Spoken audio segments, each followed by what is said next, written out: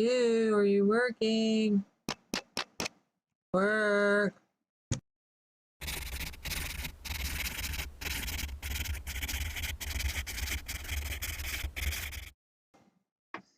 It's nearly 11 o'clock my time, and the day is the 26th of June, 2015. And there has been a large fishbowl summit going on now for maybe 4 days, give or take. And it occurred to me today, I probably should report it. It doesn't feel like there's any point to reporting it, really, because it's not like anybody ever pays attention, believes, or listens. But putting it out there anyway. There has indeed been a summit going on. Happens once or twice a year. When the summit is going on, I'm usually bombarded with like tons of emotions that I can't place: anger, sorrow, happiness. It's like a roiling in here, as I can almost hear what's going on here. And it's a very emotional time for me every time, and I never even know why. It's just things get brought up that I'm dealing with on that other level of existence, and I have feelings about them. Ooh, feelings! I have feelings. Um, Part of the fishbowl agenda is someone I knew was up on trial for some things they did against the bowl. And I have every ability to be fair and impartial. I'm not perfect at it, but I practice really hard because I believe that a judge and arbitrator of any sort should be fair and impartial, no matter how much they know what they're judging, because that's what you do. And so as a result, I chose to bow out of the situation. I woke up the other morning with the echoes of the list of deeds done in my head, so I know that right about there is when I chose to vacate. And I woke up early too, so I must have wanted to leave fast. Things have been calming down today. This morning, things were still a little echoey, so to speak, and then I could tell that things got down to boring, serious stuff like commerce. I don't know. I never can remember. A friend of mine was telling me it possibly is because if I could remember, I'd come here and tell you guys. Okay, so I don't know. It might be wrapping up in the next couple of days. The summit usually lasts maybe a week at best, you know. But yeah, when it happens, my entire biorhythms get thrown off. I used to be like really curious about it. What am I doing up there? But now that I know more, it's like, summit, time to go to work. So if anybody else has been participating, because it is my habit when this is going on, I would send people up to tell me things, but I don't really do that much anymore because there isn't really anybody near me I can trust right now to give me a full account of what they might see, or be able to see past the forking weather. So if you happen to be participating and you remember any bits of it, please share. I'm braving myself to come out here and say that yes, I am in the forerun of this kind of activity, and understand I'm braving looking crazy. I'm braving being branded. I'm braving being targeted, and I have been targeted in my life. You'll note that I'm uploading a couple of old things here and there from the old Jaded in Jacksonville back when I was thin, pretty, and people still didn't watch. I'm doing it because I'm taking them off of another channel as I'm splitting things. And so what I'm doing is basically I'm picking one from the old channel and I'm moving it over to this channel. So it's stuff from like 2007 or whatever. It's old. It's me being loud, and a lot of it doesn't make sense because I was experimenting with random stuff. And some of it's a lot meaner than I am now, and that's just how it is, and that's really the reason why I'm putting it up. So, but let me tell you a story. This is a reptilian encounter story, another one that I don't know what reminded me of it today. I think it's because I was listening to a radio interview with James Bartley, and let me look up the radio interview. The Cosmic Awakening show from June 11th, 2015, with James Bartley, Reptilians, Hybrids, and Abductees. And I don't know what it was about that, but it just reminded me of this encounter. Now, this happened in Jacksonville, somewhere around 2007. And I had met this dude that knew more than me, which was kind of cool, but he would hold the information like, I know more, I'm just going to be quiet about it, which was a little obnoxious. But he was nice.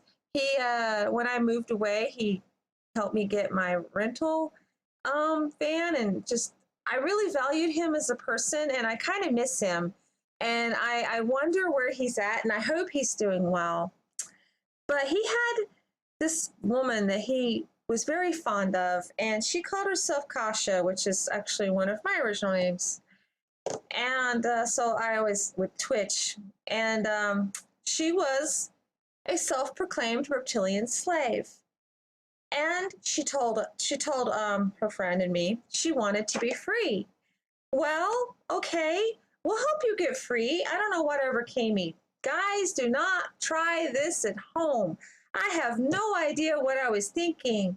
I guess because I had people I could rely on back then. I had people to be strong next to me, and there's parts of me that are like, oh, you want what? And I can't help myself. Don't try this at home. But we got her over to the house, and we're going to help her break her reptilian ties. I think because the problem is some of my alters came forward, so I have like a strong memory of some of the stuff, but not a strong memory of what my motives and what I was up to were.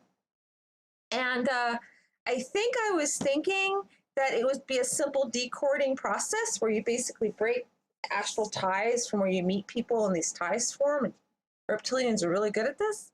And so I was thinking, break the cords, get her started, wean her off, right? This is what I think I was thinking. So we get her at the table, and I'm listening to her talk, and most of her talk was boasting and pride in the quote-unquote powers the reptilians gave her. She wanted an enemy hurt, they would be hurt. She wanted somebody removed, they would be removed. She wanted somebody dead, they would be dead. She wanted to know something, they would tell her something. And she absolutely loved having this seeming power, when really what it was she had reptilians doing things for her to make her happy. And there was this underlying, well, they might hurt my family if I try to be free. Now, I've been in that situation, so I didn't buy that one at all, because years ago, this boy tricked me into quote-unquote selling my soul, and it was, if you try to break free, your family will be hurt. And within 24 hours, I realized what bullshit that was, and it was really interesting how the minute I realized what bullshit that was, I felt the chains go smack. Okay?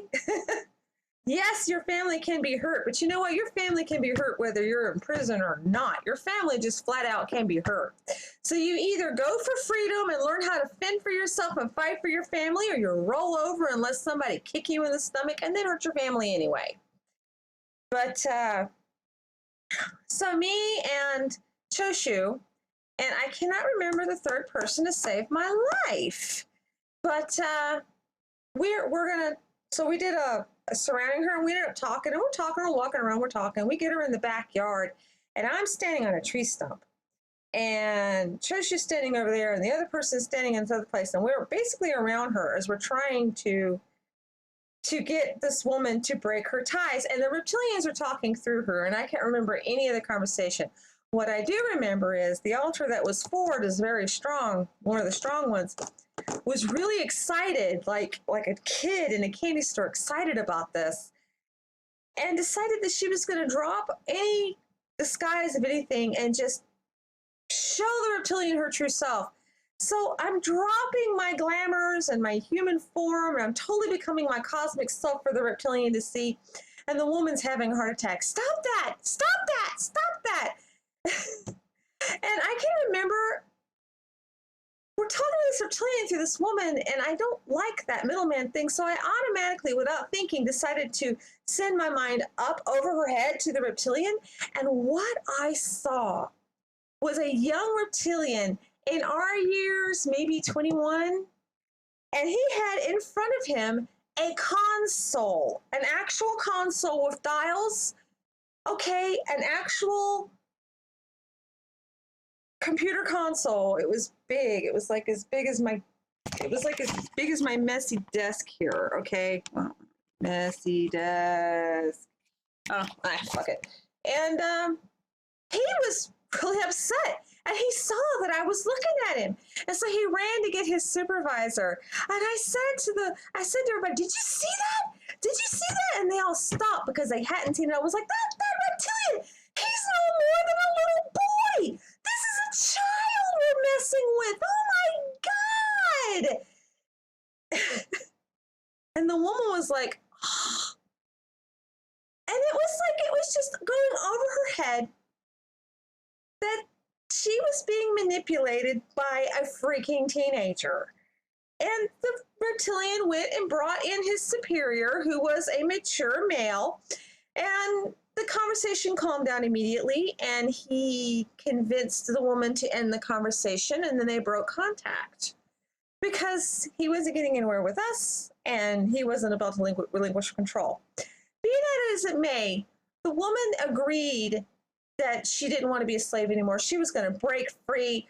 If it was that kind, and if they were that physical, and this was that way, she didn't want nothing to do with it. But within two days, she was on the internet again, hollering about how she had to be a slave, and they were threatening her children. And I was like, I tried telling her, I was like, you have to be brave if you truly want freedom. And she said, I don't believe you. And I said, all right, then it's on you. Now, the reason why I did that is she had already displayed the big red flag of the fact that she liked to roll in this misery. She enjoyed being a slave. She liked it because she liked the rewards, because that was what she boasted about the most. Now, getting free was something she scented, and she almost had it, and she backed off. And yes, part of it was fear, but you can't help someone that's rolling in addiction and won't admit to it. It's kind of like the alcoholic. They're not going to be able to take the steps to stop drinking until they admit they have a problem. So I had to wash my hands of the problem, and I certainly wanted nothing more to do with her, because just no.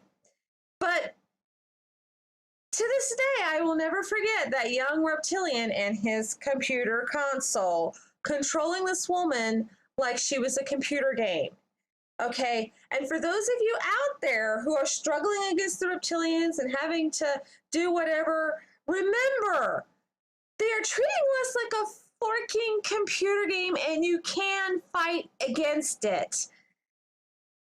There are ways. You can change your frequency like everyone is saying to do. You can turn yourself off. You can reprogram yourself. And most of all, you can look them in the eyes and say, well, you're going to do it to me anyway, so the answer's no. Remember, just say no. And that's my reptilian story for the day. Bye-bye.